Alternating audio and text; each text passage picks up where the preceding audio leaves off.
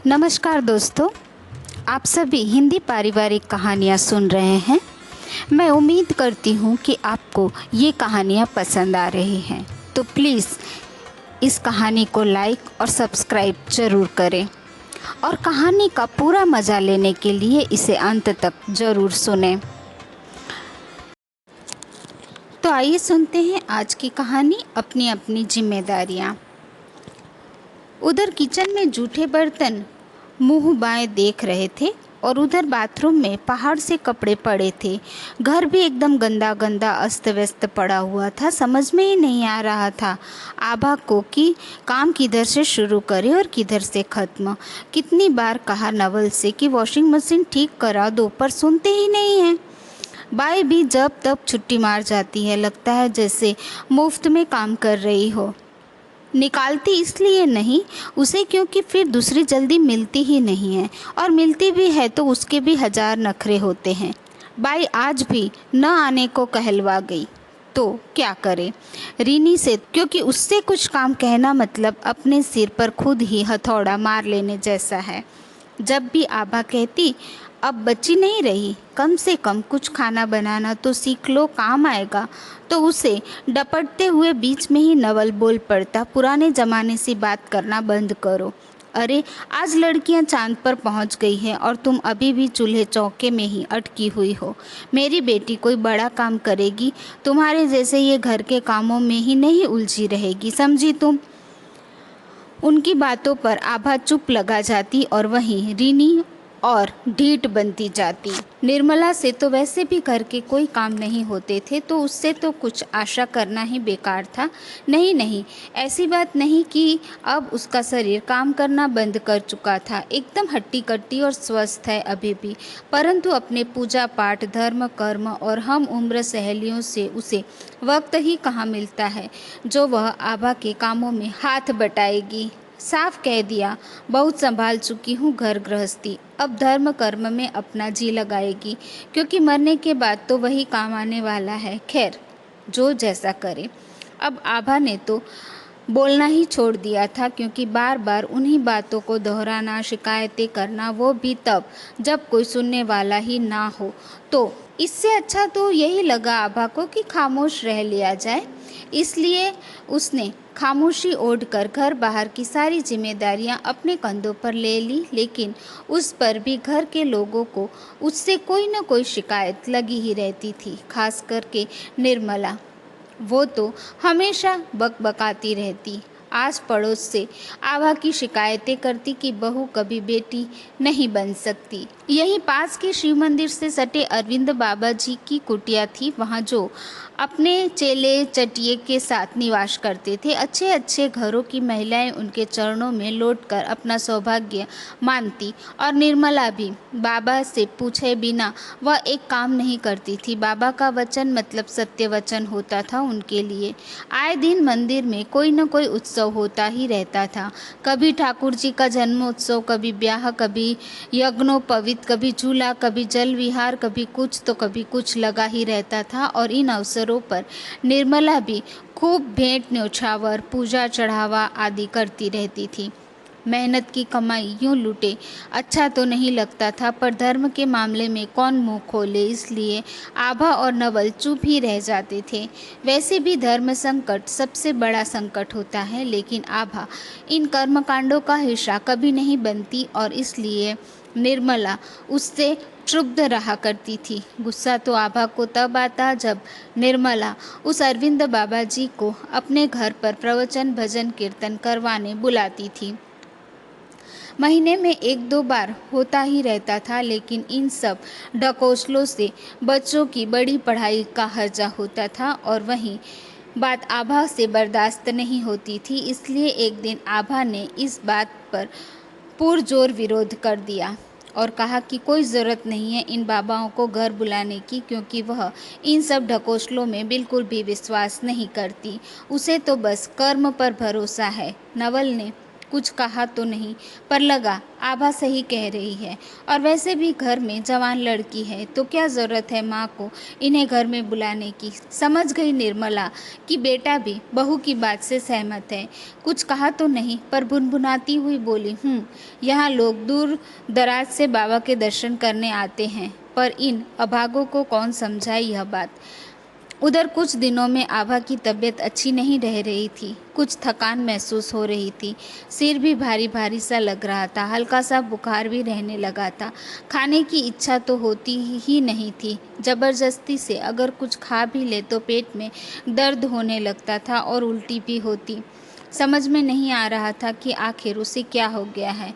जब नवल से कहती तो चिढ़ कर कहता कि जाकर डॉक्टर को दिखा क्यों नहीं लाती। बहुत होता तो मेडिकल स्टोर में दवाई लाकर पकड़ा देता और साथ में 10 बातें भी सुना देता कि इस सुमन से गप्पे मारने का समय होता है तुम्हारे पास। घंटों बैठकर सास बहू की सीरियल देख सकती हो, पर डॉक्टर के पास नहीं जा सकती। कहता घर के काम ही कितने होते हैं जो हर वक्त काम की दुहाई देती रहती हो। ऐसी सब बातें बोलकर वह आभा को चुप करा देता था। वह बेचारी सोचती, जाने दो, ठीक हो जाएगा अपने आप, पर मर्ज था कि दिन प्रतिदिन बढ़ता ही जा रहा था। हमारे समाज में सदियों से औरतें खुद को इग्नोर ही करती आई है। आज भी औरतों के लिए पहले पति, बच्चा और परिवार का स्वास्थ्य सर्वोपरि होता है। आभा का भी यही हाल था। अगर घर में किसी को एक छींक भी आ जाए तो परेशान हो उठती थी, लेकिन अपनी परेशानी ठीक हो जाएगी सोचकर टाल जाती थी।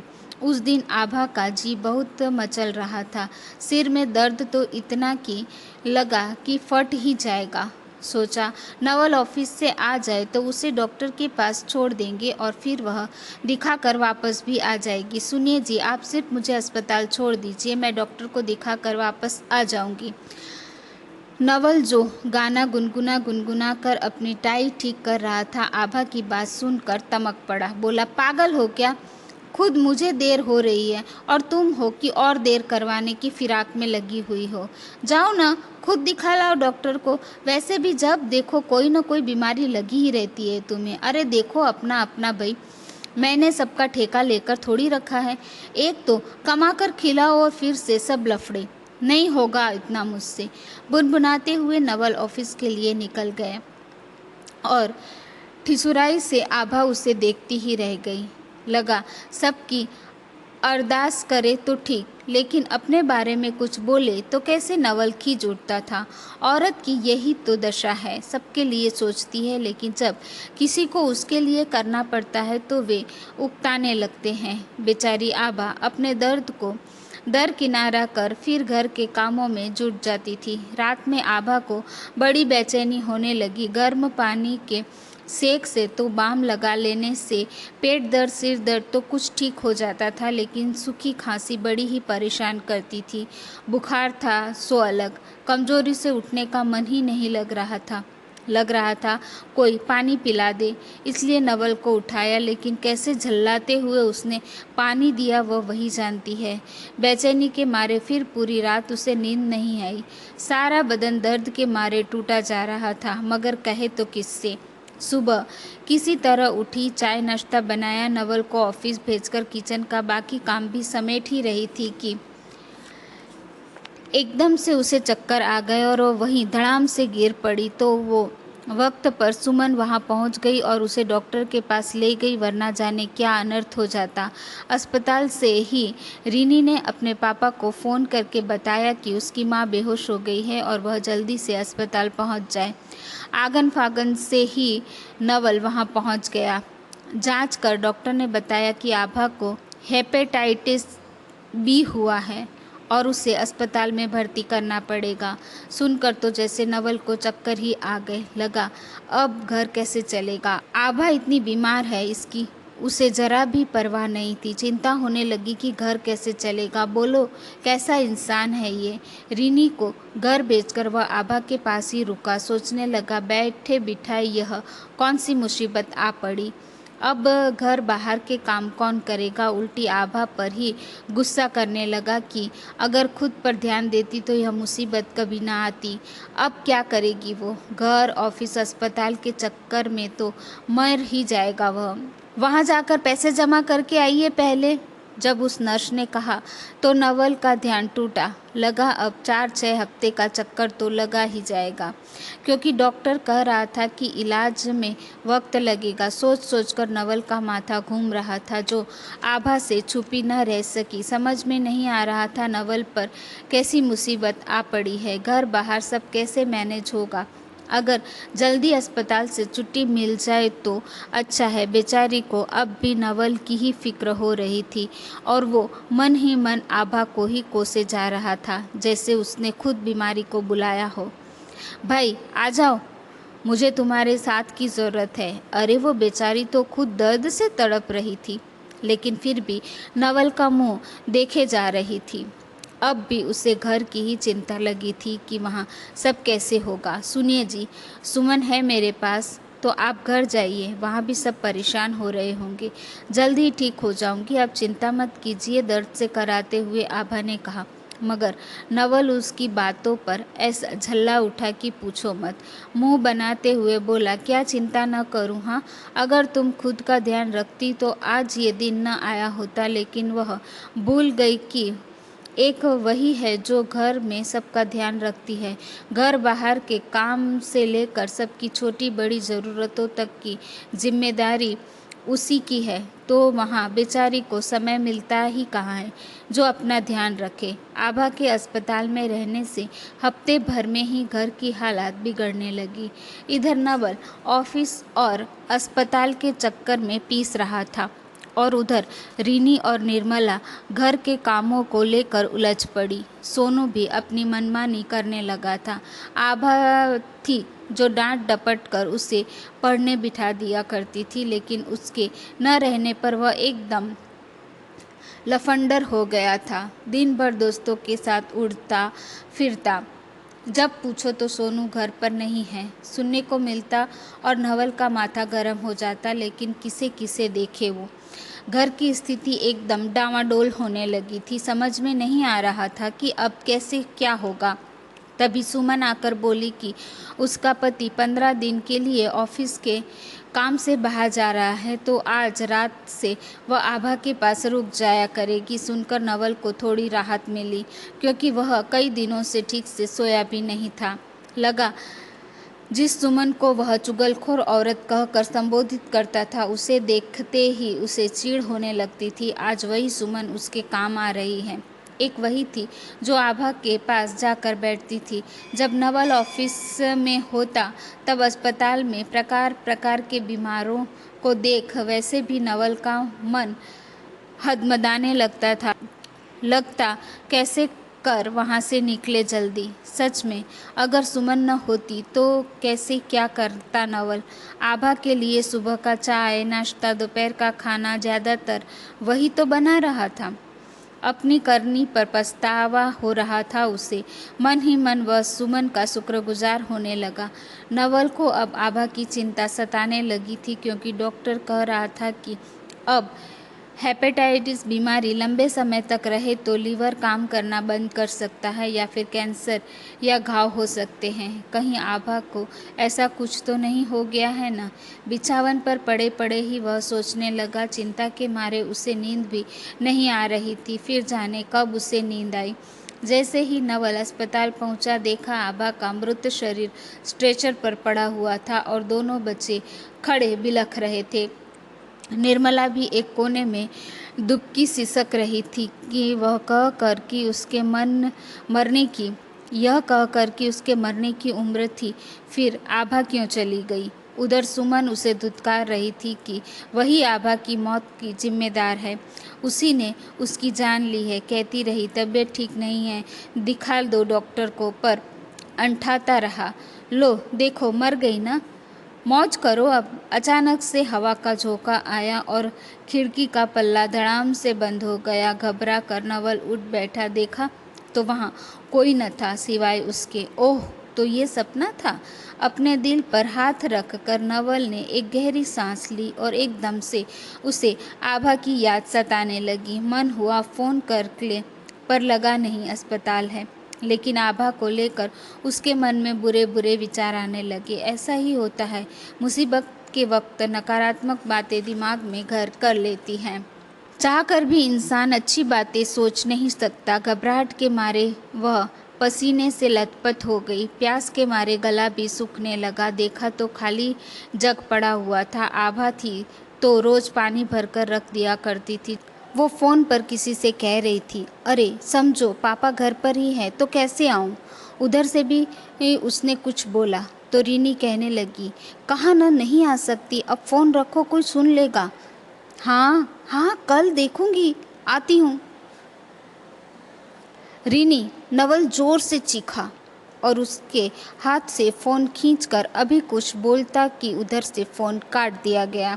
दोबारा फ़ोन मिलाया पर वह फ़ोन स्विच ऑफ आने लगा। जाहिर सी बात थी, उसने अपना फ़ोन स्विच ऑफ कर दिया। लेकिन इतना तो पता चल ही गया कि नवल को कि किसी लड़के से बात कर रही थी। गुस्से से पापा को लाल होते देख रीनी के का डर के मारे थरथराने लगी। गुस्से से पापा को लाल होते देख रीनी डर के मारे थरथराने लगी।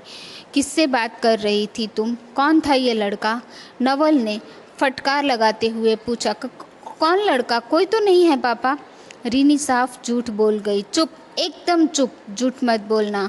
अभी मैंने सुना तुम किसी लड़के से मिलने जाने की बात कर रही थी, पर पापा घर पर है इसलिए नहीं आ सकती, ऐसा ही तुम कह रही थी उस लड़के से। बोलो बोलो, कौन था वो? चीखता हुआ नवल बोला। नहीं पापा, नहीं तो पापा, मम्मी की कसम।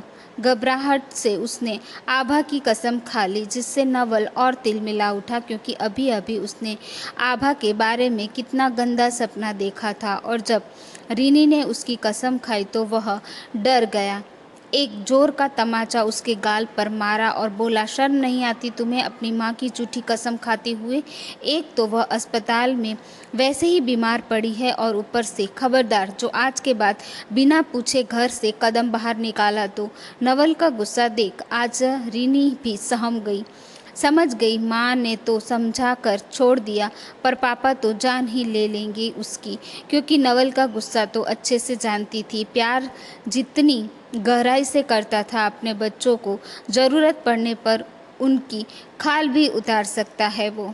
लेकिन जब नवल की नींद और उड़ गई, सोचने लगा, जवान लड़की है, अगर कदम बहक गए तो क्या होगा। सचेत तो किया था आभा ने कितनी बार, पर वही उसकी बात को आई गई कर दिया करता था। पता चला कि रीनी अपने ही कॉलेज के एक लड़के से प्यार करती है और उससे छुप छुप कर मिलती भी रहती है। आभा के समझाने के बाद भी जब वह लड़का रीनी से मिलता रहा तो वह उसके घर जाकर वार्निंग दे भी आई थी। कहा कि अगर फिर कभी दोबारा वह रीनी से मिला या फ़ोन किया तो पुलिस में वह उसकी कंप्लेन कर देगी। रीनी की को भी उससे खूब फटकार लगाई थी। कहा अगर नहीं मानी तो नवल को बता देगी, फिर उसकी पढ़ाई लिखाई सब बंद हो जाएगी। फिर रीनी का ध्यान उस लड़के से हट गया था, लेकिन आभा के न रहने पर वह फिर से मनमानी करने लगी थी। जो बाबा जी आभा के डर से घर में आना बंद कर चुका था, क्योंकि वह अंधविश्वास की विरोधी थी, वह फिर से उसके घर में डेरा जमाने लगा। घर की सुख शांति के नाम पर वह हर दिन कोई न कोई पूजा पाठ जप तप करवाता रहता और निर्मला से पैसे ऐंठता, समझता कि उसके घर पर किसी का बुरा साया है। कितनी बार कहा नवल से कि वह सब फालतू की बातें हैं, न पड़े इन सब बाबाओं के चक्कर में, पर निर्मला कहने लगी कि वह तो घर की सुख शांति और आभा के अच्छे स्वास्थ्य के लिए यह सब कुछ कर रही है। इधर सोनू का मन भी पढ़ाई लिखाई से उचटने लगा था। जब देखा मोबाइल लैपटॉप में लगा ही रहता है तो और दोनों भाई बहन छोटी छोटी बातों पर लड़ते मरते रहते। ऐसा उठा पटक करने लगते कि पूरा घर जंग का मैदान नजर आता। थके हारे ऑफिस से आने के बाद घर की हालत देख मन करता नवल का उल्टे पांव बाहर चला जाए। एक आभा के न रहने से घर में सब अपनी अपनी मनमानी करने लगे थे। घर की हालत ऐसे बद से बदतर हो गई थी कि क्या करे। ऐसी विकट समस्या आन खड़ी हुई थी कि जिसका कोई रास्ता नहीं सूझ रहा था नवल को। उधर ऑफिस में भी कुछ ठीक नहीं चल रहा था। नवल के ऑफिस में ही एक दोस्त थी रंभा। खूब पड़ती थी दोनों की, साथ में खाना पीना हंसना बोलना होता रहता था। भले ही घर में आभा इंतज़ार कर आंखें फोड़ ले, मगर जब तक रंभा मैडम जाने को न कहती नवल हिलता तक नहीं था। रंभा को देख देख कर ही वह रसिक भाव से कविताएं बोलता और वह इठलाती मचलती चुटकी लेती हुई दूसरे कलीग कहते कि क्या भाभी जी को देखकर भी मन में कविताएं उत्पन्न होने लगती है नवल भाई? तो बेशर्मों की तरह वह हंसता हुआ कहता, नवल अब भाभी जी तो घर की मुर्गी है ना, दाल बराबर। उसकी बात पर जहाँ सब ठहाके लगाकर हंसते वहीं रंभा और उसके करीब सरक आती। लेकिन आज वही रंभा उसे छोड़कर दीपक से मन के तार जोड़ बैठी है। मुंह से चाहे कुछ न कहे, पर उसके व्यवहार से तो रोज यही झलकता था कि अब नवल से उसे कोई दिलचस्पी नहीं है। अब नवल भी इतना बेहिया तो था नहीं जो उसके पीछे पीछे चल पड़े ता। रंभा का अभी कुछ सालों पहले ही अपने पति से तलाक हो चुका था और अब वह सिंगल थी। वैसे भी ऐसी औरतों का क्या भरोसा जो वक्त देखकर दोस्त बदले भले जाए मेरी बला से। अपने मन में ही सोचकर उस दिन से नवल ने भी रंभा के से किनारा कर लिया, क्योंकि अब उसे अपने घर परिवार को देखना था, अपनी पत्नी को समय देना था। कितनी बार आभा ने चेताया था कि रिनी पर ध्यान दो, लड़की है, जरा सा भी पैर फिसला तो बदनामी हमारी होगी, मगर वह पागलों सी बातें मत करो कहकर नवल उसे चुप करा दिया करता था। कहता वह बच्चों के पीछे पड़ी रहती है। क्या कोई माँ अपने बच्चों के पीछे पड़ सकती है कभी? वह तो बच्चों के भले के लिए ही उसे डांट फटकार लगाती है। परंतु यह बात आज नवल को समझ में आ रही है कि आभा कितनी सही थी और वह कितना गलत। सुविधाएं और आज़ादी तो दी उसने बच्चों को, पर वह नहीं दे पाया जो उसे देना चाहिए, संस्कार, अच्छी सीख और जिम्मेदारी।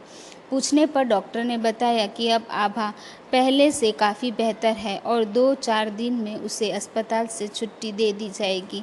लेकिन उसका पूरा ख्याल रखना पड़ेगा क्योंकि अभी भी वह बहुत कमज़ोर है। जब वार्ड में गया तो आभा सो रही थी, सो उसे जगाना सही नहीं लगा। धीरे से स्टूल खींचकर बेड के समीप ही नवल बैठ गया और एक टक से आभा को निहारने लगा। बेजान शरीर, पीला पड़ा चेहरा, धसी आंखें देखकर सोचने लगा कि क्या यह वही आभा थी जिसे कभी वह ब्याह कर लाया था। कैसा फूल सा मुखड़ा था उसका, और आज देखो कैसा मलिन हो गया है। अगर आज मैं इसकी जगह होता तो ये दिन रात एक कर देती, पागल हो जाती मेरे लिए। लेकिन मैं क्या कर पा रहा हूँ इसके लिए? कुछ भी तो नहीं। सोचकर नवल की आंखें सहज गई। जब आभा की आंखें खुली तो सामने नवल को देखकर उसके चेहरे पर ऐसा तेज आ गया जैसे अग्नि में आहुति पड़ गई हो। इधर उधर देखने लगा बच्चे भी आ गए होंगे। कितने दिन हो गए थे उसे अपने बच्चों को देखे हुए। लग रहा था एक बार आंख भरकर बच्चों को देखे। उठने की कोशिश करने लगी, पर कमजोरी के कारण उठ नहीं पा रही थी। नवल ने उसे सहारा देकर बिठाया और पूछा, कैसी तबीयत है अब? उसने इशारे से कहा, ठीक है, डॉक्टर साहब कह रहे थे 2-4 दिन में अब तुम्हें घर ले जा सकते हैं। नवल की बातों पर वह मुस्कुराई। कुछ खाओगी? नवल ने पूछा तो उसने ना में सिर हिला दिया। कैसे हैं घर में सब? किसी प्रकार उसके मुंह से शब्द तो बाहर निकले, सब ठीक है, तुम चिंता मत करो। यह भी नहीं कह सकता सब ठीक है, तुम चिंता मत करो, यह भी नहीं कह सकता कि तुमने ही सबको बिगाड़ा है, क्योंकि बिगाड़ा तो उसने ही था। अब सब को ठीक करना पड़ेगा, समझनी पड़ेगी उन्हें अपनी अपनी जिम्मेदारियां। यह बात नवल ने अपने मन में ही कही। तुम अब ज़्यादा चिंता फिक्र करना छोड़ दो, खुद पर ध्यान दो। ये लो सुमन भाभी भी आ गई, तो तुम दोनों बातें करो, तब तक मैं घर हो आता हूँ। कहकर नवल उठकर खड़ा हुआ और आभा उसे प्रेम भाव से देखती हुई बोली कि वह अपना ध्यान रखे। लगा नवल को कि अभी भी इसे मेरी ही चिंता है। रास्ते भर वह सोच विचार कर रहा कि वह कितना गलत था और आभा कितनी सही। कभी मैंने उसे नहीं समझा। बच्चे घर में मौज करते रहे और मैं बाहर, और यह बेचारी हम सबकी जिम्मेदारियों में लगी ही रही। कभी अपने लिए उसने नहीं सोचा और मैंने भी क्या सोचा उसके लिए। एक डॉक्टर को तो दिखा नहीं पाया। अगर आज उसे कुछ हो जाता तो क्या करता मैं? उसके बिना महीने भर में ही बेनवा हो गया मैं, तो क्या पूरी ज़िंदगी जी पाता मैं उसके बिना?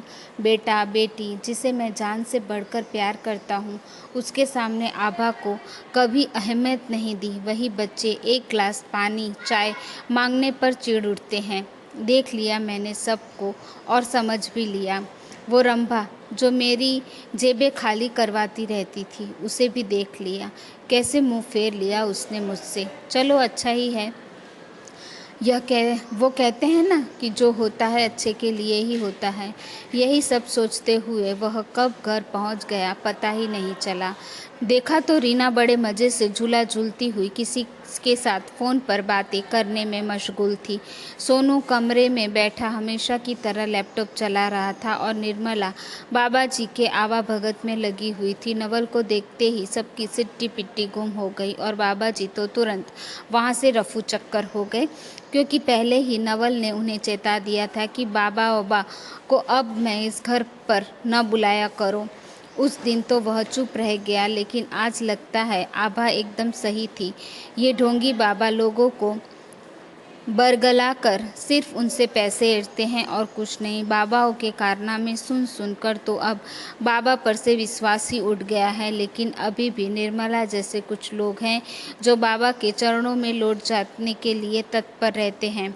रिनी, चाय पिलाओ एक कप। झूले पर बैठते हुए एक बारगी से नवल ने सबको देखा। निर्मला पूछने लगी कि अब आभा कैसी है? ठीक है, डॉक्टर कह रहे हैं कि 2-4 दिन में छुट्टी दे देंगे, लेकिन आप लोगों से मुझे कुछ बात करनी है। सोनू को भी उसने आवाज़ देकर बुलाया। आभा भले ही कहती रहती है कि बच्चों को उनकी जिम्मेदारियां समझाइए, क्योंकि उनकी कोई सुनता ही नहीं है, लेकिन जब नवल कुछ कहने लगा तो वह रोक देती। अच्छा नहीं लगता था कि कोई उसके बच्चों को डांटे। निर्मला से भी कभी ऊंची आवाज़ में वह कुछ बोल देता तो वह उससे लड़ पड़ती। कहती, वो माँ है हमारी, तो ज़रा कायदे से बात कीजिए ना। मगर आज नवल सबको अच्छे से समझाएगा कि किसकी क्या जिम्मेदारी है। रिनी, आभा घर पर तो आ रही है, पर डॉक्टर ने अभी उसे आराम करने को कहा है, इसलिए खाना तुम पकाओगी। जब तक तुम्हारी माँ पूरी तरह से स्वस्थ नहीं हो जाती। खाना पकाने का नाम सुनते ही रिनी के हाथ पांव फूलने लगे। घबरा कर बोली, पर पापा मैं कैसे? मुझे कहाँ कुछ बनाना आता है। नहीं नहीं नहीं, मुझसे यह सब नहीं होगा प्लीज़। और वैसे भी माँ तो अब आ ही रही है ना। रिनी की बात पर नवल ऐसे घुर्राया कि वह सहम उठी। क्या तुम्हारी माँ अब सबकी नौकरानी है? मैंने कहा ना कि जब तक वह पूरी तरह से ठीक नहीं हो जाती, खाना तुम बनाओगी। यह बात तय है। और रही बात न आने की, तो दादी से पूछो, यूट्यूब में देखो और सीखो, पर सीखो और बनाओ। कोई बहाना नहीं चलेगा अब। तुम बच्ची नहीं रही, कॉलेज में जा रही हो। कल को शादी हो जाएगी तो क्या करोगी वहाँ? वहाँ भी क्या तुम्हारी माँ आएगी तुम्हारे नखरे उठाने?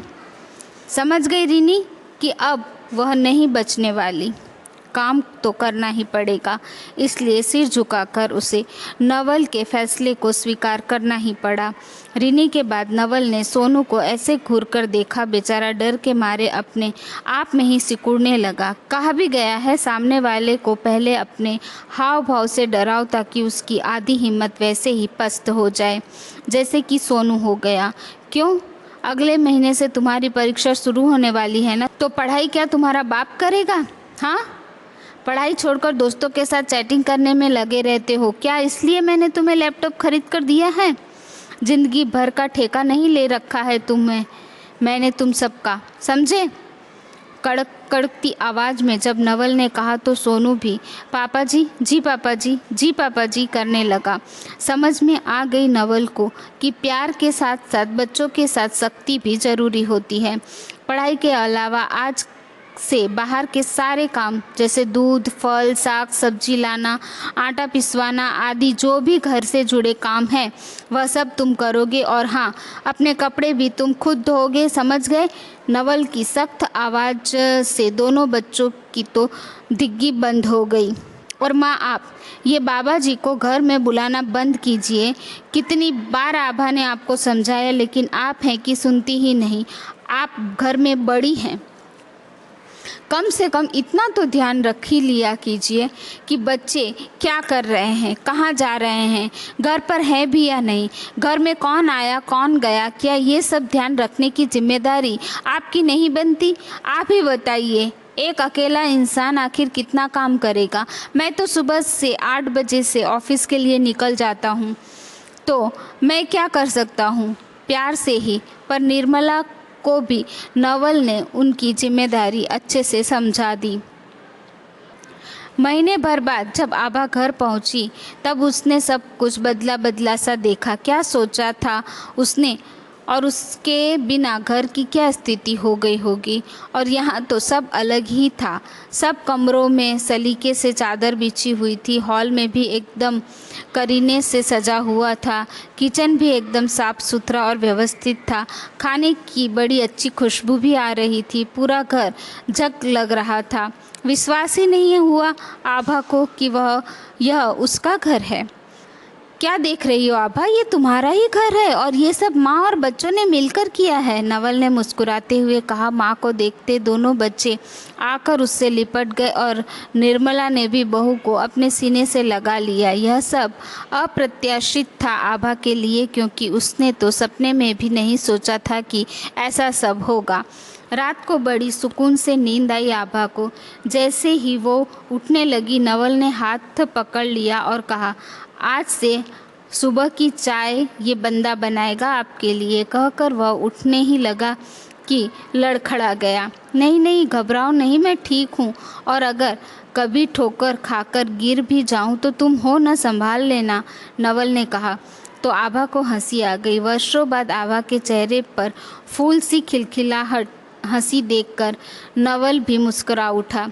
अब मैं तुम्हें कभी मुरझाने नहीं दूंगा आभा, आंखों से ही नवल ने कहा तो उसने भी आंखों से कहा, बस आपका साथ रहे। औरत का सरोवर तो आदमी होता है, पुरुष रूपी पानी के साथ वह बढ़ती जाती है ऊपर और ऊपर, पर जैसे ही पानी घटा पीछे हटा वैसे ही औरत बेसहारा होकर सूखने लगती है। आभा के साथ ही भी वही हुआ। जब तक नवल का सहयोग था वह खिलती रही, जब से नवल का प्यार घटा वह मुरझाने लगी। लेकिन आज फिर वही पुराने नवल को देखकर वह खिल उठी, मन लहराने को करने लगा। मन के साथ उसके पूरे शरीर में भी ताकत समा गई।